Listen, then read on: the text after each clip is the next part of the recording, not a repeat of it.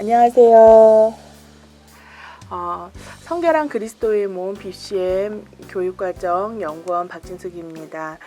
저는 이 시간 이 짧은 영상을 통해서 교육 범주 즉 스코프의 개념과 필요성과 어떤 방식으로 적용되는지에 대해서 간략하게 설명을 드리도록 하겠습니다. 이 교육 범주라는 개념은 사실 교육과정을 구성하고 또한 교재를 제작하시는 집필진 의 범위 안에서 서로 공유되는 그런 개념인데요. 현장에서 이런 의문점이 발생되는 것 같습니다. 예를 들어서 탕자의 비유에 대해서 배우는데 그 주제가 이제 하나님 아버지의 사랑이거든요.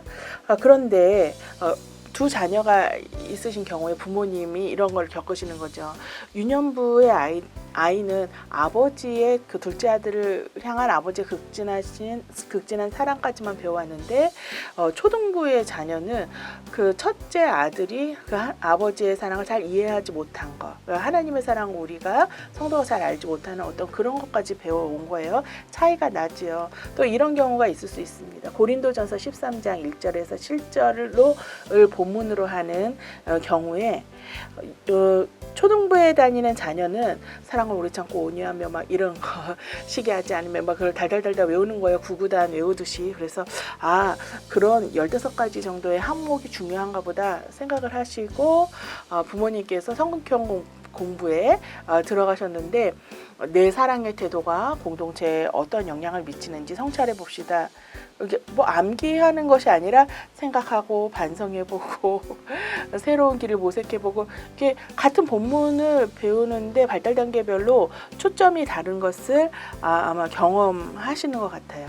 이제 그래서 왜 같은 본문인데 이렇게 폭과 깊이와 초점에서 차이가 나는가 하는 질문이 종종 발생됩니다.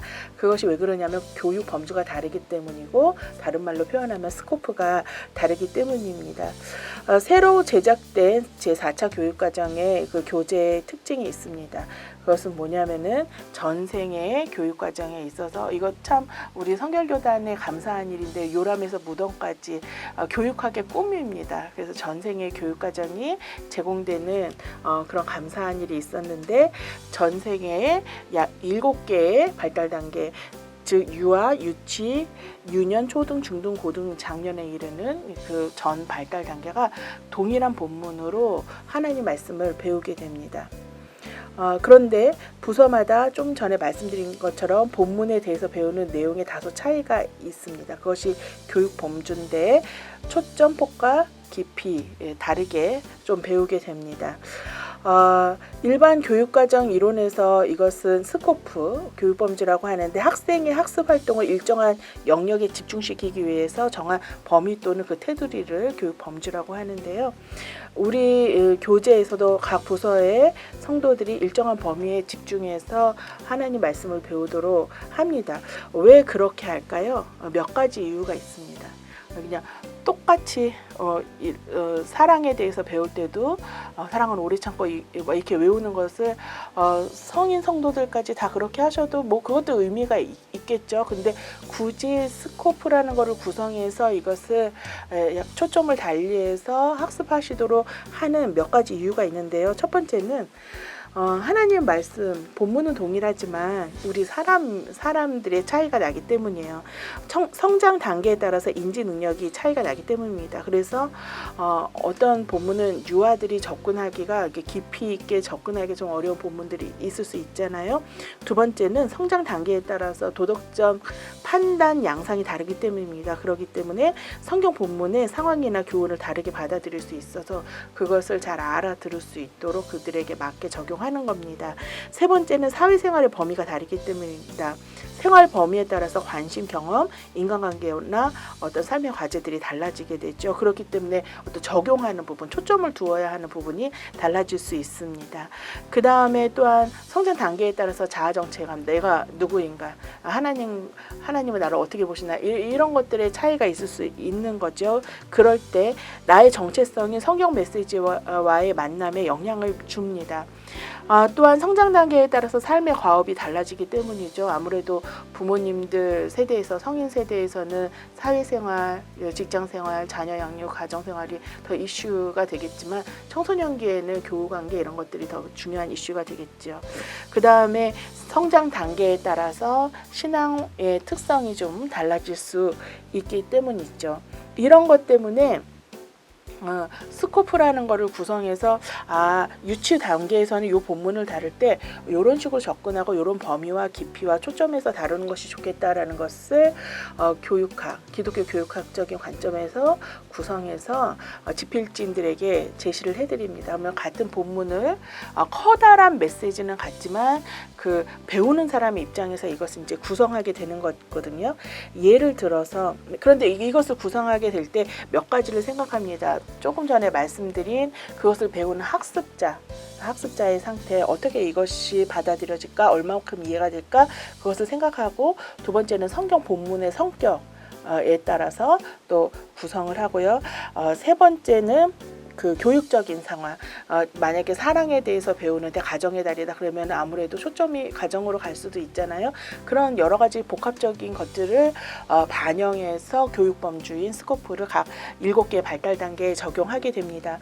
예를 들어서 유아 같은 경우에는 용어와 소재를 만나는 단계이기 때문에 그런 거를 소개해주고 간단한 말로 표현하게 하고 행동을 모방하게 하는 거.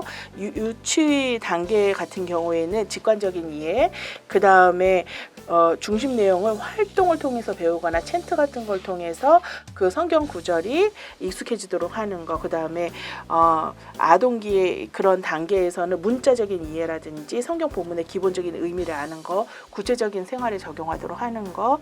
그 다음에 조금 더 초등학교 고학년에 가면은 추상적인 의미를 아주 간단한 수준에서 이해할 수 있도록 하는 거, 세계관의 틀을 형성해 나가는 거. 청소년기 같은 경우에는 좀 커다란 맥락에서 구약과 신약과의 관계, 그 다음에 다른 본문과의 상관성 속에서, 그 다음에 자아장출감이 막 형성되는 그런 단계에 어떤 영향을 줄 것인가라는 관계성 속에서 청소년기 중에서 이제 고등부는 자신에게 어떤 의미가 있고 공동체에 어떤 의미가 있고 그 다음에 진로를 선택하는 데 있어서, 그 다음에 어떤 분석적인 의미에 있어서, 장년부 같은 경우에는 축적된 삶의 경험과 이것들이 어떻게 연결되는가, 그 다음에 개인과 공동체의 어떤 규범을 만들어갈 것인가, 사회적 현상과 어떻게 연결될 것인가, 그 다음에 이미 견고한 진처럼 자리 잡혀 있는 어떤 세상의 풍조나 편견이 이미 형성되어 있는 거 있을까, 아닙니까? 어떻게 하면 그것들을 극복하도록 도울 것인가 라는 사실은 말씀드리면 너무나 복잡한 그런 원칙에 의해서 교육범주가 정해지는 것입니다. 교육 목회라는 관점에서 볼 때 전 부서의 성도들이 매주 동일한 성경 본문을 배우는 것이 굉장히 효율적이고 굉장히 은혜가 전달되는데 좋은 통로가 됩니다. 제가 이제 성인의 설교와 같은 내용으로 유치부 설교를 우리 BCM 설교로 유치부 설교를 했는데, 그때 선생님들이 내가 받은 은혜를 우리 아이들이 동일하게 그 은혜로 받으니까 공유되니까 굉장히 감동적이다 이렇게 말씀을 하시더라고요. 성도들이 소그룹 교회 가정 등에서 일관성 있는 양육을 받을 수 있도록, 그 다음에 부모 세대와 자녀 세대가 말씀을 공유할 수 있도록 하는 그런 관점에서 이렇게 동일한 본문을 적용하고 그 대신 교육범주, 즉 스코프를 적용해서 좀 더 효율적인 학습을 하실 수 있도록 하는 겁니다.